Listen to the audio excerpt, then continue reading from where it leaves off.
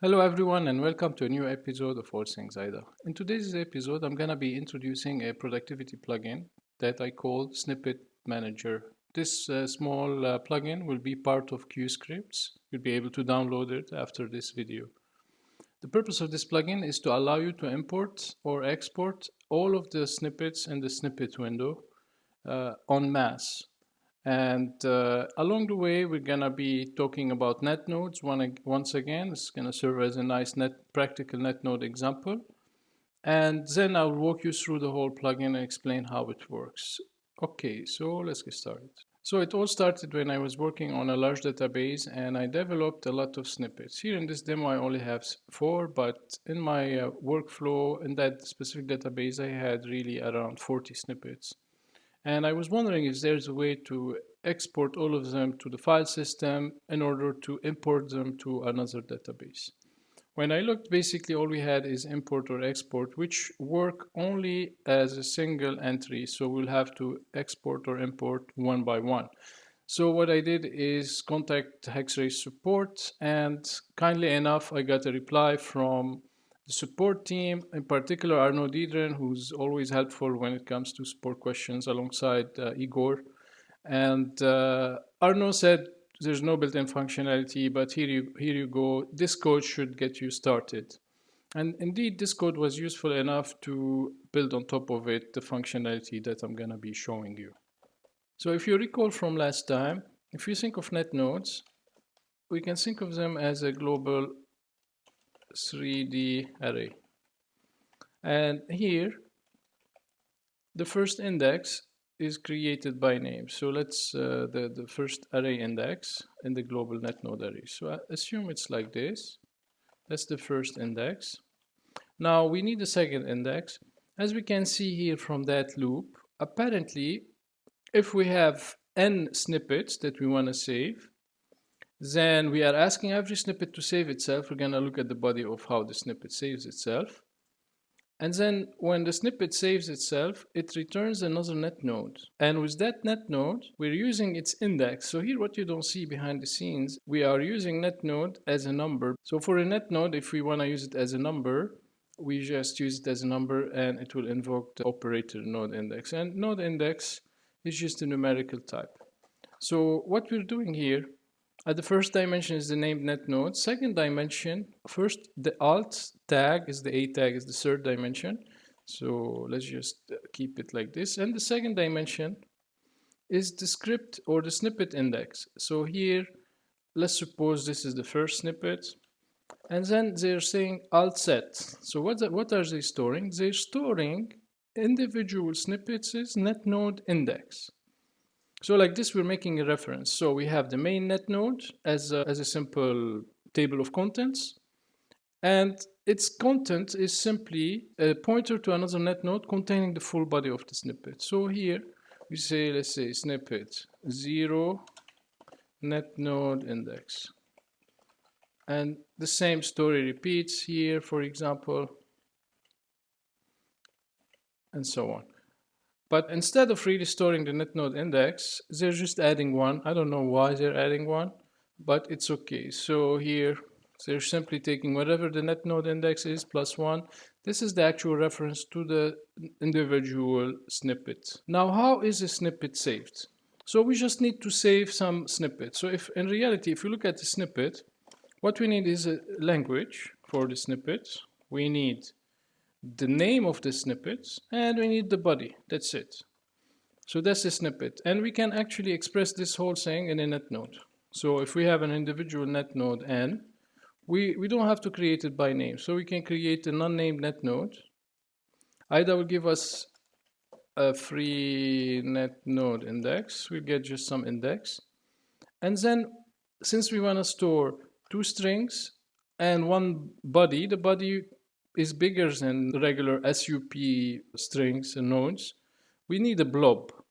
So what they do here, let's take a look. So they create a net node. So far, IDA will assign a net node index, which, as we said, will be linking in the index here. And then they're using the SUP set to use the S tag. This is to store strings, but those strings can be only up to max spec size basically, which is 1000. So if we look here and look for it, let's see where it is defined. It is defined in netnode. It's just 1K. So it's fine to have 1K for storing the language name and the snippet name, but the body can be bigger than 1K. And here you can see what they're doing is they're using sup set to store the name and the language. So we store here, we can think of it like netnode of some index. That's the first dimension. This is created, assigned by IDA. The second dimension here, they're using 0 to store the name. And the third dimension is the SUP, so S. And here, that's how they're storing the name. And again, referring to the netnode as if it was a global array, they're using index 1 to store the language. And then they're using the blob system, which will basically use one or more max spec size. So the set blob internally knows how many max spec size or how many individual blocks it needs to store the whole body of a script or a snippet. So they're using set blob. Let's now also explain it in simpler terms. So here what we're doing is we're saying the same index of the net node, and we're starting at index 0, which is good, but we're using a free tag. In that case, they're using the X tag for the third dimension like this. There's no collision. And here they're storing the script body. So that's how we actually divided the net node in order to store the snippets index and the individual nodes, which are linked into the snippet index. This is the whole logic of how IDA stores the snippets. And so what we're going to do, just as a quick exercise in netnodes, we're going to implement that logic in IDA Python and just enumerate the snippets. Then I'm going to walk you through the full snippet manager and explain what it does. Okay, so now what we're going to do is convert this code to IDA Python, basically, and test it out. Here I have a bunch of snippets, and the goal is to enumerate them programmatically. So first thing is I'm going to create a script called list.py. All right, so the first thing is for my script is to open a net node. That will be the index node. So here, let's import IDA API, and let's call it index is IDA API dot net node. And let's open the net node. Same, the syntax is going to still be the same. So very similar in Python and C++. So like this, now we open the net node.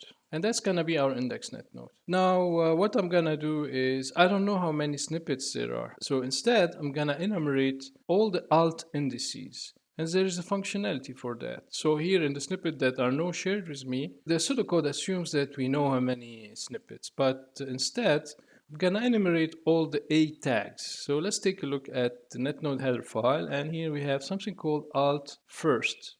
So alt first, we give it a tag by default. Since it's called alt, it's gonna use the A tag. So what I'm gonna do is say alt first. It gives me the first netnode index and alt next. So alt first serves as a simple way to enumerate all the indices that we are using in the A tag. We can think of it like this. So here already we have in the global netnode array, if you want to think about it, here we have the first dimension.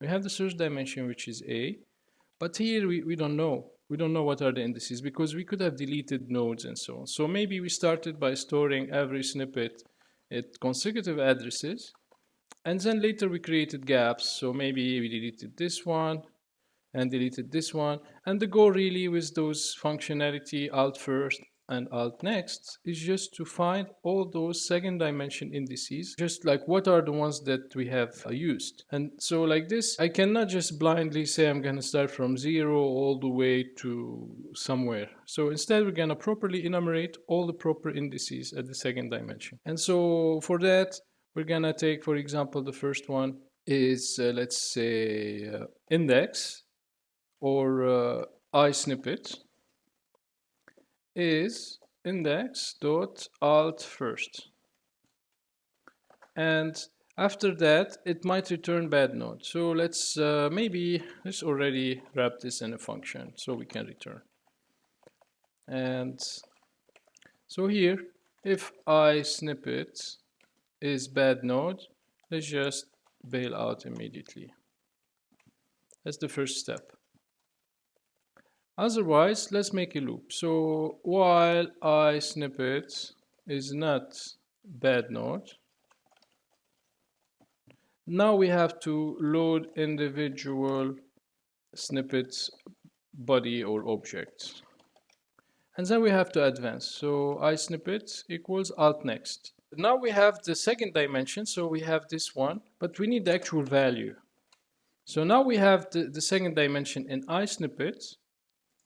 Now we can get the value, which is a net node by itself. So here we can say, for example, snippet net node index is, and we're gonna retrieve the value. Here we set in the pseudocode, we see how actually Hexray stored the snippet, and here we're gonna retrieve the snippet from the A tag.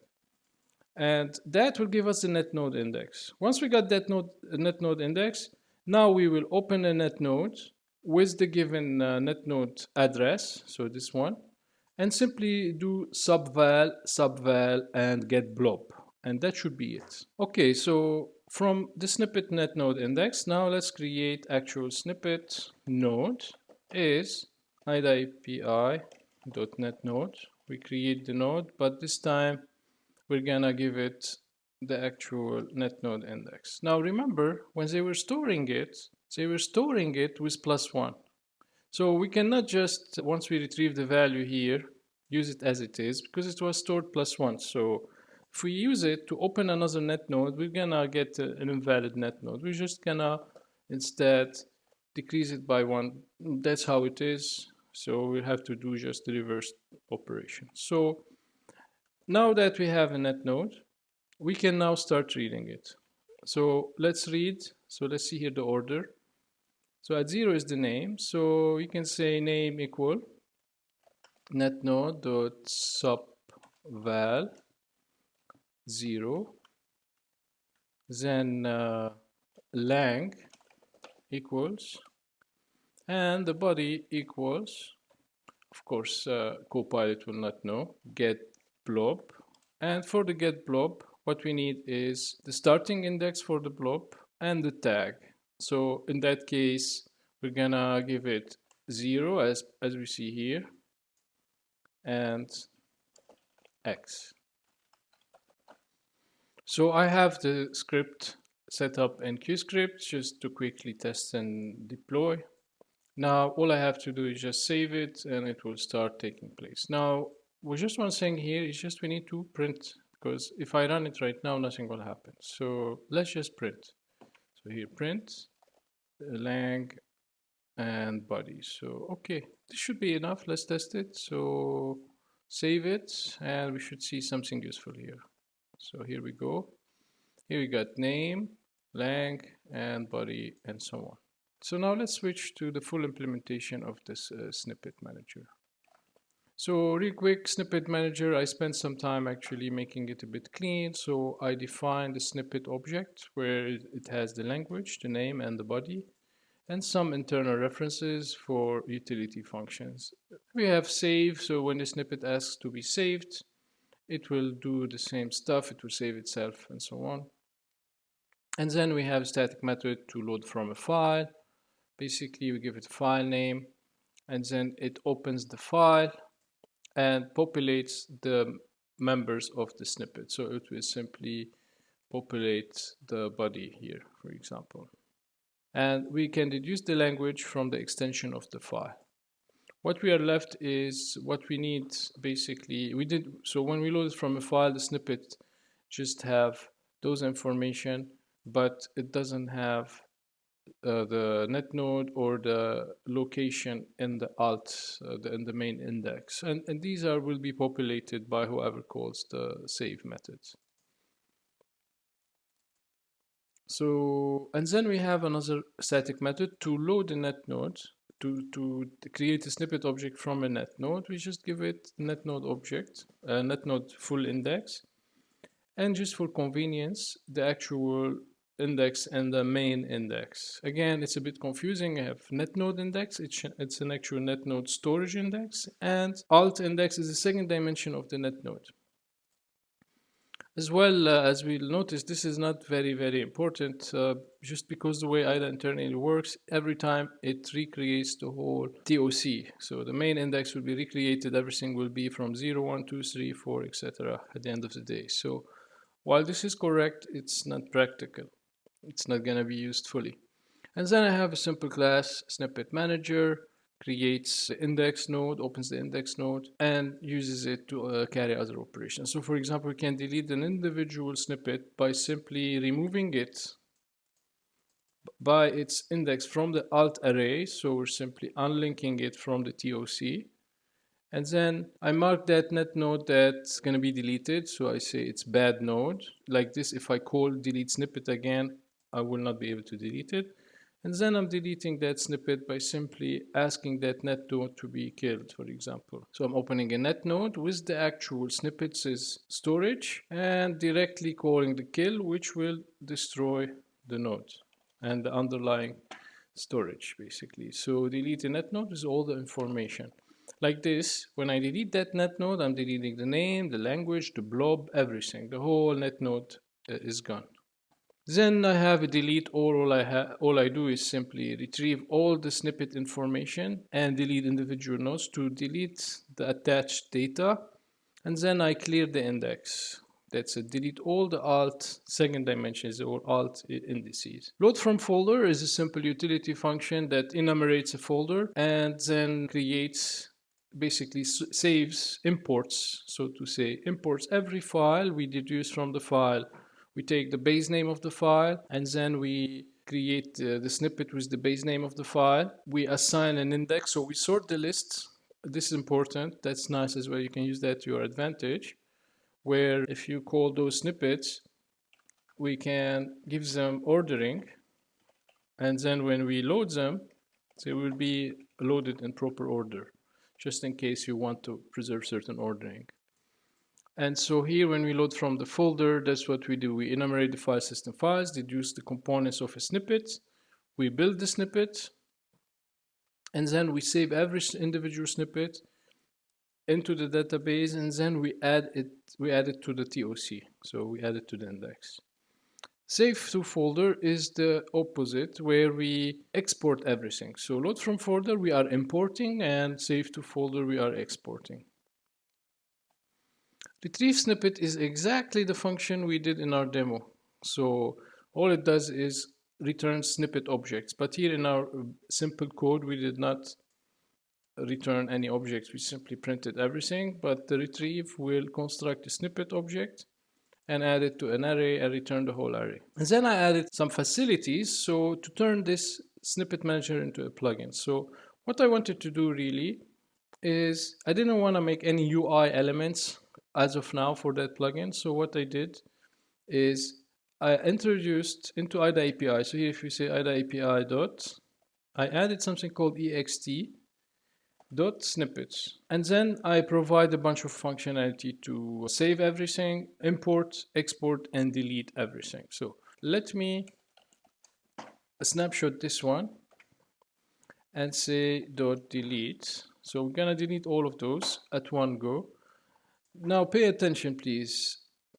IDA uses some optimizations and it does not directly flush the UI stuff we see directly into the net node. So what we have to do after I interface with the snippet manager, I have to immediately close the database and then reopen it.